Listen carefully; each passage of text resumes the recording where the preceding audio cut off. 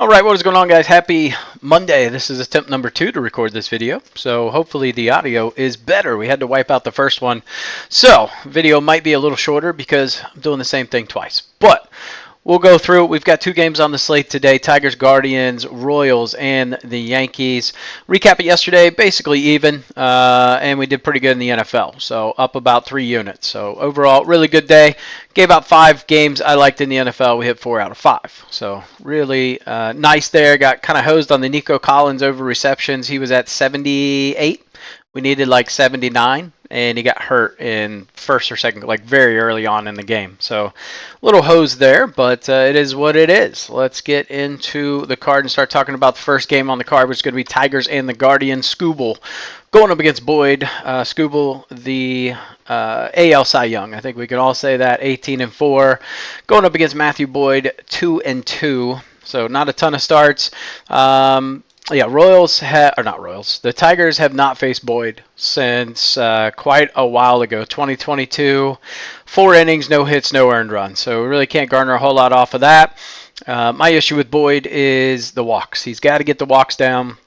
He's been giving up 2 to 3 walks. You can pretty much just count that. He's been working out of jams, so he's not going to be able to escape too many more jams. It makes me nervous, but that said, his over pitching outs line is at 11.5. I like him to go over. I think he goes 4 innings, so it was 12.5 last night. Dropped pretty good to 11.5. So that means there's a lot of money on the under, but 11.5 is good at -140. That'll be one of our bets today. A lot of sharp money on Cleveland money line, and I'm on board with them. Cleveland, they've won the last 5 games versus the Tigers. Tigers haven't really been hitting against them. We didn't see a lot of hitting in game 1. Cleveland faced Skubal one time this year. They got 10 hits, only 1 earned run. So he was working out of some jams. A lot of runners left on base there if you're giving up 10 hits. And I like the under in this game. The under is hit in 13 of the past 15 games in Cleveland. We've got the wind blowing in, 2 pretty good pitchers. I think Skubal's going to give us probably 6, maybe 7 innings, where he's probably going to give up 1 to 2 earned runs. And I think the Tigers are probably going to score 1 run. I've got this game as 3-2, maybe even 3-1 in favor of Cleveland. So I will back Cleveland in this spot. The outs line, I thought this was interesting, but the last 12 left-handed pitchers versus the Tigers have all gone under their outs total. So that's why we see that line so low. We talked about the walks with Boyd, 1.13 walks hits per inning. So he's going to have to curtail that if we're going to win this bet today. Tigers, pretty good track record over the last 28 games, or 22-6 as favorites. Probably gets a little sharper with Skubal on the mound, and then 8-2 against the spread in their last 10 road games. So, I would say everything here probably points to Detroit.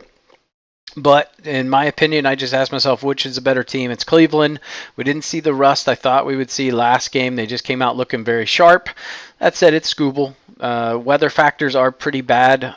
Runs are factored to be 9% lower, I believe. Home runs like 12 or 13%, something like that. So it should be a fairly low-scoring game. We already talked about how in one-run games, Detroit is 1-6 against Cleveland this year. So they have not fared well in those one-run games. Cleveland's just a better team, and when it comes to the bullpen, no doubt, best bullpen in baseball. We know Boyd's going to go about 4 innings, roughly, and then they're going to turn it over to one of the best bullpens in baseball. So, in my opinion, there's just too much value here to not take Cleveland at +110. So, Cleveland money line would be my pick there. Detroit's going to have to show me they can hit and score some runs. I just don't quite trust them yet, even with Skubal on the hill today. All right, next game, Royals and the Yankees. We've got Cole Ragans going up against Carlos Rodon. Ragans has thrown 2 games versus the Yankees since 2023. 1 game this year on September 11th, went 6 innings, 3 hits, 2 earned runs. I believe both of those were via the home run. We look at Rodon. He has faced this Royals team 2 times this year. He's gone 13 innings, given up 10 hits, 3 earned runs in those 2 games. So I like him in this spot. Now, that said, there was a game last year, he didn't even make it out of the first inning. This was at Kansas City, but he went 6 hits, 8 earned runs without recording it out. So Potentially a path. If you are on the Royals, I think there is a path for you today. Again, I know they scored some runs last game. I just think the conditions are so prime today for home runs, and we've already discussed how the Royals are just not built for that. They're one of the worst teams in terms of home runs. The Yankees are built for home runs. They are built for this field. Everything just kind of lines for them today. Reagan's is a fly ball pitcher. Rodon's a fly ball pitcher. We got the wind blowing out to right. Barometric pressure is just optimal for the ball carrying today. Temperature is going to be a little bit chilly at 63 degrees, but we should see some balls flying out of the park today, if I had to guess. The only thing is which team gets a little hot. And like I said, everything's optimal here. You've got two pitchers that are really throwing quite well. Reagan's 1 earned run in his last 19 innings, none in his last 12 innings. So he's throwing the ball really well. Pitched great against Baltimore. I will say if you watch that game, he just left a little too many pitches out over the plate, in my opinion. There should have been some spots where the Orioles should have got to him, and the weather played a pretty significant factor there as well. It was blowing in, which kept a lot of balls in the park and really aided the Royals team. So kind of read into that what you will. Yankees have won the last 5 of 7 versus the Royals. They're just the better team at the end of the day. But if you want to take the Royals at plus money, there's definitely value there. But to me, if you want to go tit for tat in a home run race, you're just not going to compete with the Yankees under these optimal conditions.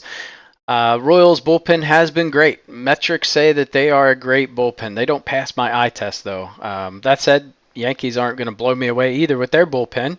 So I do think there's runs scored in this game. I would say Yankees money line or the over 7.5. That is where I stand in that one. Pitching report, you guys can screenshot this. Use this for any bets that you might want to make today or just aid in your decision making. Park factors, we already talked about it. Yankee Stadium, optimal, man. Wind's going to be blowing out 9-ish, something like that, 8-9 miles an hour. Barometric pressure, optimal for the ball carrying, plus 9% home runs, plus 1% runs. And then in progressive, we're going to see some wind east-southeast, minus 13% home runs, minus 9% runs. So maybe helps you in some bets there. Rankings and best bets. This is just how I see it, guys. Fade me, tail me, whatever you want to do. Just make some informed decisions. Give me the Yankees and the Royals over 7.5. I think Reagan's gets hit for 3.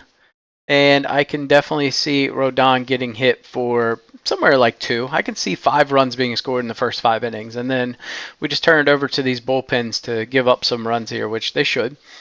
Give me Boyd over 11.5 outs. We talked about how this line was at like 12.5 last night. Dropped precipitously to 11.5. I was going to be on the under 12.5, but I think he goes 4. I think 4 is kind of that sweet spot where he goes. Give me Scooble over 5.5 Ks. 6.5, I probably wouldn't touch this line. 5.5, I'm comfortable saying he gets at least 6. But that's kind of a telling line, right? If the Tigers are favored by so much, his line's only 5.5. I don't know. Just kind of leans me more to want to take Cleveland money line. And then give me the under in that game. Detroit and Cleveland under 6. Kind of a scary line. Usually don't play unders this low. They're a little sketchy. But like I said, I see this being 3-2, 3-1 kind of game. At least that's the way I kind of have it mapped out.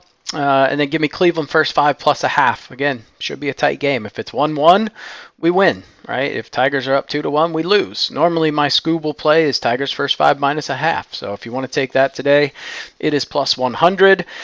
Like I said, I just got to see something offensively out of them. And if they show it, great, we lose that bet. But I haven't seen it. Need to see it. Cleveland came out hot game 1. We'll see how they respond against Scooble, but 10 hits off of him last time. That's pretty unlucky to only get 1 run. That's a high level of luckiness on Scooble's part. And then give me Yankees first 5 minus a half. Like I said, I think it's going to be like 3-2 type of game after 5.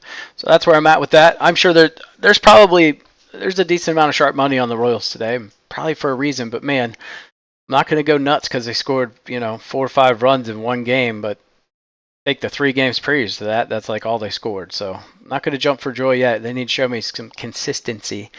Prop leans, we already talked about Boyd. Veerling over a half a walk. He's been over this in, I think, 7 of his last 8. We already talked about how Boyd struggles with walks. He's going to give up 2 or 3. We've got Veerling probably, he's a very patient hitter. So I like this. Recent trends, you got a pitcher that likes to walk people, a guy that is seeing a decent amount of pitches per plate appearance. So just good value there. And then give me Boyd under 3.5 hits. Like I say, he's going to go 4 innings. Hopefully this ends up being pretty sweat free, but there's some big disparities on this in the book. So minus 127 when other sites have him at like minus 170 on this number, minus 180. So there's just value to take him there. Nerfies, Detroit and Cleveland, minus 175. I hate taking Nerfies that are in like this high because I feel like they hardly ever hit. So I'm not going to touch it, but if you do want a Nerfie today, that's the only one I would suggest. They'll take the other game. So that is what I got there. Parlay, I didn't talk about this, but Cleveland plus 1.5 and New York minus 1. I just think it's going to be a tight game in Cleveland. We already talked about it. Indians, Guardians, whatever you want to call them, 6-1 in one-run games against the Tigers. So statistics on our side there, and then Yankees minus 1. So you could flip that if you don't necessarily like that. You could take the Royals run line, Tigers money line, something like that.